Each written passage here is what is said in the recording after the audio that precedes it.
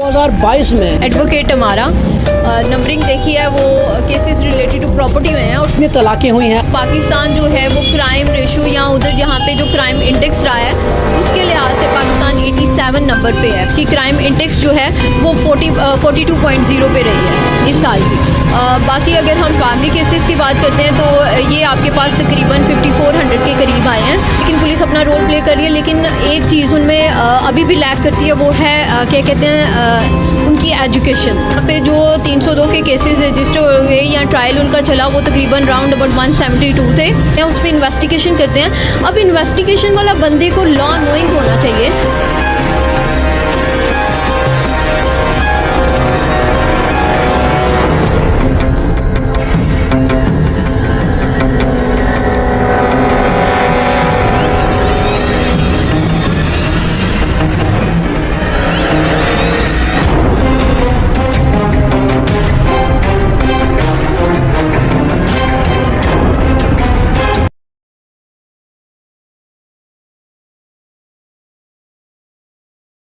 देख रहे हैं जमजम रियल फेस टीवी सियालकोट में। आज आपको बता रहा हूं कि सियालकोट 2022 में कौन कौन से केसेस आए हैं और क्राइम की रेशो क्या रही है और कितनी तलाक़ें हुई हैं और क्या कुछ हुआ है कचहरी में। आज जानेंगे सियालकोट की बहुत ही मुकला है खतून है, उससे बात करते हैं इस बारे में वो क्या कहती हैं। एडवोकेट हमारा चैम्बर नंबर मेरा 16 है, executive block opposite to DC office. बेटा मुझे बताइएगा कि 2022 में किस तरह के आपके पास केसेस आए हैं और क्या क्या हुआ है। मेरे पास जो केसेस आए हैं वो तो ओवरऑल हर किस्म के आए हैं, लेकिन अगर हम थोड़ा सा क्या कहते हैं स्टैटिस्टिकली बात करें तो पाकिस्तान जो है वो क्राइम रेशो या उधर जहाँ पे जो क्राइम इंडेक्स रहा है उसके लिहाज से पाकिस्तान 87 नंबर पे है। ठीक है, अगर हम 142 में से तकरीबन पाकिस्तान जो है वो 87 नंबर पे गया है और इसकी क्राइम इंडेक्स जो है वो 42.0 पे रही है इस साल की। स्पेसिफ़िकली मैं बात सियालकोट की ही करूँगी। हमारे पास यहाँ पे जो 302 के केसेस रजिस्टर हुए या ट्रायल उनका चला वो तकरीबन राउंड अबाउट 172 थे। बाकी अगर हम फैमिली केसेस की बात करते हैं तो ये आपके पास तकरीबन 5400 के करीब आए हैं और ये सारे के सारे अब फैमिली केसेस में आपको पता है कि इनमें डिफरेंट टाइप ऑफ केसेस आ जाते हैं। कुछ रिकवरी ऑफ डॉरी आर्टिकल्स होते हैं, कुछ क्या कहते हैं डिसोल्यूशन ऑफ मैरिज से रिलेटेड होते हैं, कुछ आपके पास मेंटेनेंस से रिलेटेड होते हैं। लेकिन जो अगर आप स्पेसिफ़िकली बात करते हैं क्या कहते हैं तलाक़ की रेशो की, तो वो तकरीबन इन केसेस में 70 to 8% जो है वो रेशो इसी की रही है, डिसोल्यूशन ऑफ मैरिज या तलाक़ की। 2022 ख़त्म होने वाला है, क्या कहती हैं कि जो हमारी पुलिस है वो इसमें कैसा किरदार अदा किया है।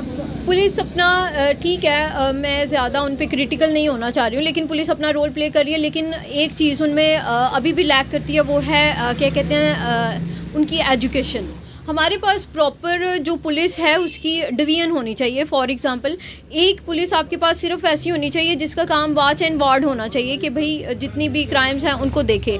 एक जो हमारे पास जिन केसेस में फॉर एग्ज़ाम्पल कोई भी केस करते हैं उसमें इन्वेस्टिगेशन करते हैं। अब इन्वेस्टिगेशन वाला बंदे को लॉ नोइंग होना चाहिए, उसको एडवांस फॉर्म ऑफ साइंस आना चाहिए, एडवांस फॉर्म ऑफ क्या कहते हैं जो भी क्या कहते हैं एजुकेशन है उसकी एडवांस फॉर्म उसको लॉ नोइंग या ये आप कह सकते हैं कि एजुकेशन में वो मतलब उसकी अच्छी खासी एजुकेशन होनी चाहिए क्या कहते हैं ताकि वो उसके मुताबिक इन्वेस्टिगेशन कर सके।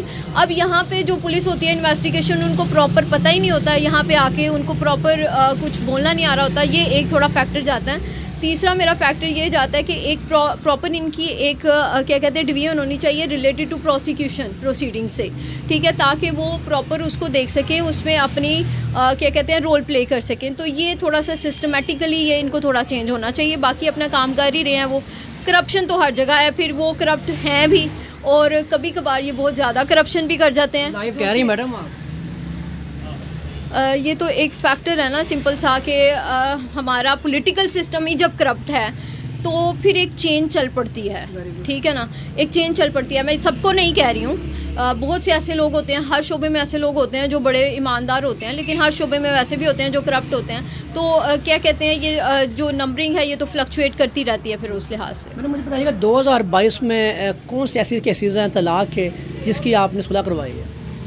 मेरे पास तकरीबन जितने भी केसेस आए उनमें से मैंने 20 to 40% यही कोशिश की है कि उनकी सुलह हो जाए, उनका फैमिली सिस्टम सिक्योर हो जाए, उनके बच्चे सिक्योर हो जाएं, हमारी सोसाइटी सिक्योर हो जाए, क्योंकि आप जब किसी भी सोसाइटी को सिक्योर करोगे तो इन टर्न आप स्टेट को सिक्योर करते हो, और स्टेट भी हमारी जो होती है वो is like the mother of the society, तो फिर आप उसको प्रोटेक्ट करना तो आपका फ़र्ज़ बनता ही है। मैडम एक बहुत ही अहम सवाल है, बहुत सारे लोगों के जहन में एक बात है कि शादी करेंगे, बच्चा होगा, उस बाद तलाक दे देंगे, क्या कहते हैं उनकी जान छूट जाएगी?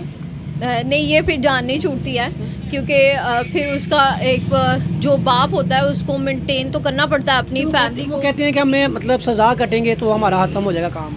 नहीं, ये बात नहीं है, क्योंकि वो सज़ा काटना एक अलग फैक्टर आता है। उसके बाद ये है कि अगर उसके नाम पे कोई प्रॉपर्टी होती है वो भी बच्चों में डिस्ट्रीब्यूट, तो फिर फॉर एग्जांपल कोई भी एसेट उसके नाम पे है, किसी भी चीज़ की एसेट उसके नाम पे है, वो भी बच्चों में डिस्ट्रीब्यूट होता है। आप ये तो एक सिंपल सी बात है कि जो भी आप फॉर एग्जांपल अब अगर बाप के क्या कहते हैं, बाप के पास किसी भी किस्म की वेल्थ है, कोई चीज़ें हैं, तो वो डेफिनेटली बच्चों में ट्रांसफ़र तो होंगी।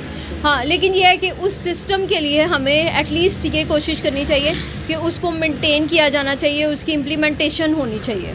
ज़्यादा आपने 2022 में क्या देखा है, कौन सा क्राइम, कौन सा केस आपके पास पूरी कचहरी में ज़्यादा आया है?